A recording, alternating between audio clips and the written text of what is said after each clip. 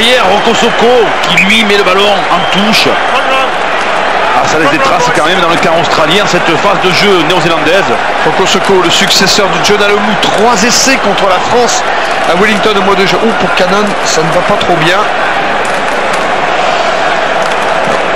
C'est l'épaule, docteur.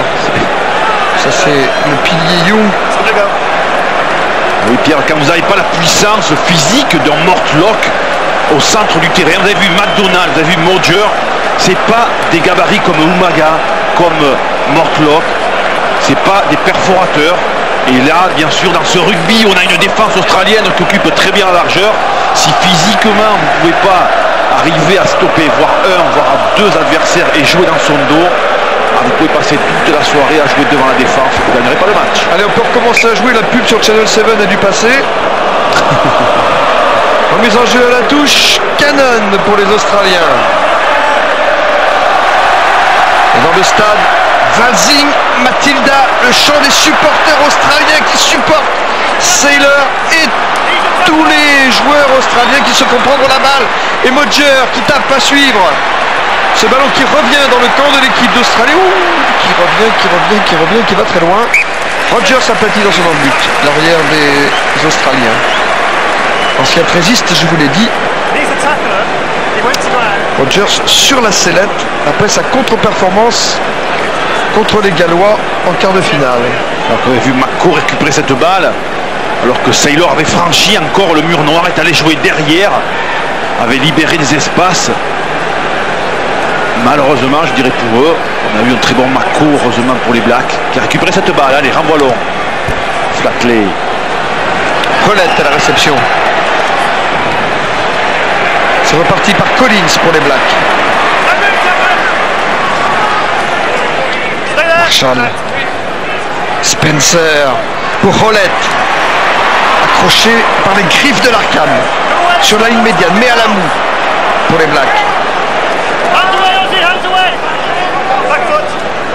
Ballon qui sort pour Marshall. Spencer. Jack. Marshall. Spencer qui revient avec ses avants. Entre dans le camp des Wallabies. Marshall pour Mealamou. Marshall pour Jack. Jack qui attend du soutien. Il arrive. Marshall dans le camp des Wallabies, les Blacks, avec Mako. Marshall. Spencer pour Collins. Bloqué par Cannon. Marshall. Thorne, le capitaine des Blacks, auteur de l'essai juste avant la pause. Marshall. Marshall pour Mojer. Mojer pour Rocco Socco. Rocco Socco pour Mouliena. Et Mouliena abattu par Mortlock. Juste devant les 22 mètres des Australiens. Le ballon est toujours pour les Blacks. Williams. Par le sol. Marshall. Spencer. Mais à la moue. C'est du temps de jeu. Est-ce que c'est du jeu pour l'instant? Ils ne gagnent pas à mettre les Blacks. Ça n'avance pas. On est toujours avec ce mur orange en face. Et voilà, il faut une course rentrante de Triziak pour trouver l'espace et faire un avant. Malheureusement, voilà. Voilà encore X phase de jeu, Black annihilé par la défense australienne. Et oui, quand on n'arrive pas à traverser physiquement, quand on n'organise pas des ballons portés, groupés, où là on a de la force en nombre, c'est le nombre qui fait la différence, et bien on s'expose à cette défense organisée australienne. Voilà, en tout cas des Blacks qui pour l'instant ne trouvent pas de parade à ce mur orange. Alors qu'on va avoir un peu de remplacement, je crois. On va procéder à un changement chez les Blacks. C'est Marshall qui est touché, donc c'est Keller normalement qui devrait le remplacer. Keller, le voici. Keller qui n'a pas joué un match de cette Coupe du Monde 2003, mais qui, si je me souviens bien, était le demi-mêlée des Blacks lors de la fameuse demi-finale perdue par les Blacks devant la France en 99 à Twickenham. Keller qui va prendre donc la succession de Marshall. A priori, c'est pas la même pointure. Oui, mais il est en jeu très près des avants, on aime bien les défier, aller jouer sur les bordures. Ça peut être une solution pour les Blacks. Keller, de les remettre dans le sens de la marche, avancer, jouer sur les bordures. porter le danger derrière la défense australienne. Vous avez vu que Muse aussi est entré à la place de Hewitt. Hein. Keith Muse, le pilier au 9 essais, mieux qu'Amédée Domenech et Robert Paparambor, pour lesquels nous avons une pensée. Alors que Collins s'échappe avec un relais maintenant de Jack. Les Blacks ne sont plus qu'à 10 mètres de la ligne des Australiens et ça peut peut-être enchaîner, mais il n'a pas pu contrôler Spencer. C'est Mako qui est là, c'est Modger, c'est tous les Blacks qui poussent, qui échouent pour l'instant à 50 cm de la ligne des Wallabies. Vont-ils garder le ballon? Que décide M. White? Et bien il va donner la balle aux Australiens. Et oui, le joueur Black a gardé la balle près du corps. Le ballon porté, c'est ça les molles. Et bien on a estimé qu'il n'avait pas fait l'effort nécessaire de la libérer. Voilà pourquoi on aura la balle aux Australiens. Alors vous voyez, c'était encore un ballon australien récupéré par les Blacks. Ils ne peuvent être dangereux ou créer le danger uniquement sur les ballons effectivement perdus par les Australiens. Voilà la seule issue pour cette équipe Black, en tout cas dans cette partie. Ce ne sont que des moules, mais ça fait mal. Land, le capitaine des Blacks, touché sur la ligne des 22 mètres du camp australien. On en profite pour récupérer de part et d'autre parce que la bataille est âpre. Je vois Jeremy Paul là qui remplace Brendan Cannon, que vous voyez rejoindre le banc des remplaçants. On fait tourner beaucoup. Hein. Je rappelle qu'il n'y a pas d'égalité. Hein. À la fin du temps réglementaire, si les deux équipes sont à égalité au score, eh bien on joue 2 périodes de prolongation de 10 minutes. Il faut un vainqueur, quoi qu'il arrive.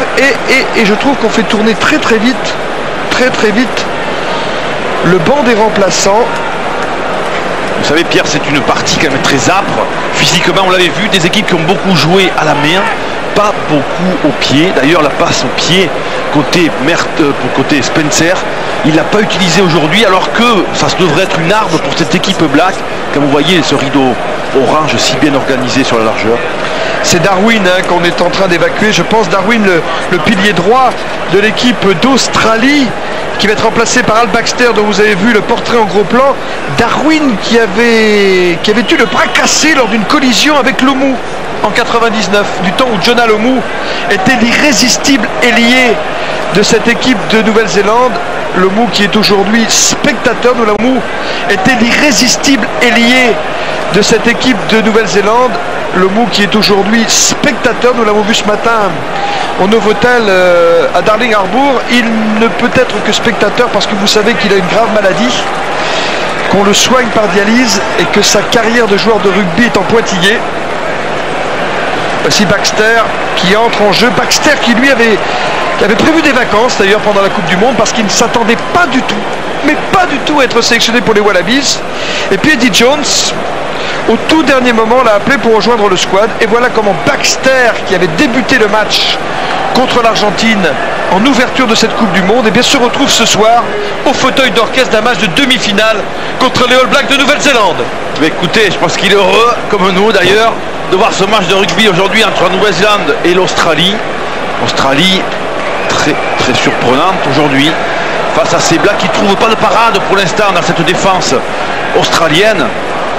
On est en train de discuter avec Carlos Spencer pendant qu'on va évacuer donc le joueur australien. Thierry, c'est curieux hein, quand même la série de la Nouvelle-Zélande en demi-finale.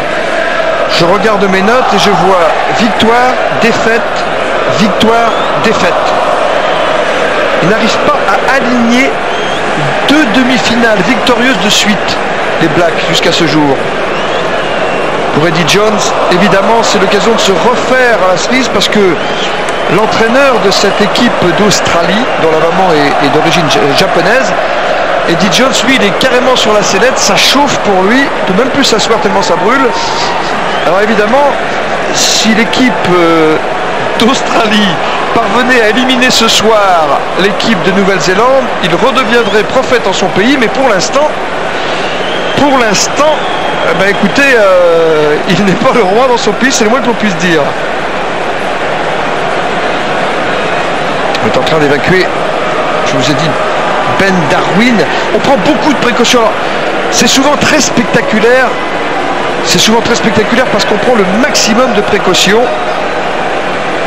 Mais heureusement, dans cette Coupe du Monde 2003, il n'y a pas eu de graves blessures à déplorer. Oui, alors que vous voyez pourquoi la mêlée a été donc donnée à l'Australie. Vous avez vu le joueur qui était pris sur la partie haute de son corps avec le ballon, Mauger, regardez. Et là, bien évidemment, c'est difficile quand vous avez un plaquage, blocage pour le porteur de balle de la libérer, mais il devait faire l'effort avant d'aller au sol de libérer ce ballon. On discute côté Black de la stratégie à mener parce que on est quand même mené 16-7, on est pris sur toutes les phases d'impact. Oui, le break est fait. Hein. Le break est fait, 9 points. Alors ça me donne l'occasion de vous dire pendant cet arrêt de jeu, 14h55 sur France 2, rendez-vous avec Luya et Simon pour le Rugby Club. On vous décortiquera tout, vous saurez tout sur le rugby.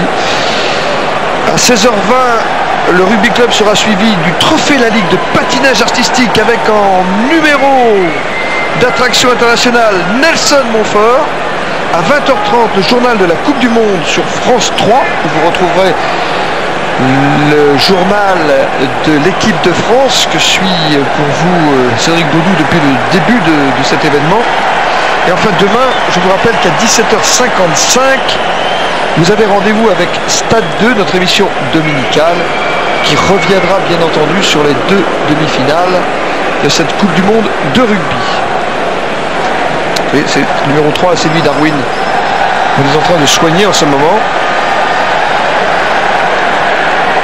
Pour l'instant, je ne suis pas en mesure de vous dire qu'il est parti du corps du pilier australien touché. Et je vois que les supporters de l'équipe d'Australie sont en train de commencer une ola dans le stade olympique. C'est Lote Tuqiri, le 3 carrel fidjien. Et là c'est Ali Williams, le deuxième ligne des Blacks. Jusqu'à 19 ans, il était gardien de but en football. Ça vous explique pourquoi il est si adroit sur les prises de balles en touche. Encore on voit l'action précédente où justement c'était un ballon introduit par Gregan, mais l'Australienne, et là on va chipper le ballon aux Australiennes, récupéré par Collins. Derrière on aura l'action All Black. Alors, dans ces cas-là, on regarde toujours le cou, les cervicales. Est-ce qu'on lui a mis une minerve? Sûrement, oui. Donc, en général, on sort le brancard. Il est là. Il de mettre Jeune Mitchell. Chaque fois qu'il est tombé dedans, très rarement, l'entraîneur de la sélection néo-zélandaise qui a porté les couleurs du Lyon Olympique Universitaire. Il y a quelques années, du temps où le rugby n'était pas professionnel. Et c'est un truc qu'à cette époque-là, il était beaucoup plus abordable. Et on évacue Ben Darwin, qui a été remplacé, je vous le rappelle, par Al Baxter.